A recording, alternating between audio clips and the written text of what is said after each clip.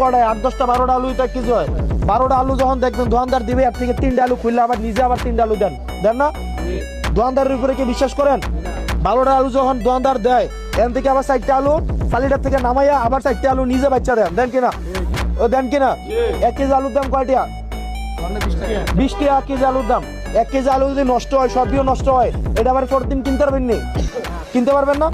ধরেন আজকে 1 কেজি আলু বাজারে কিনা লয়ে গেলেন, আলুটি নষ্ট জ্ঞানলা, কালকে আরেক দিনে কিনতে পারতেন না? লস হলো কয়টা হবো? 20 টাকা লস হবো না? 20 টাকার একটা জিনিস কিনলে আপনারা জিনিসটারে 4বার দেখেন কিনা?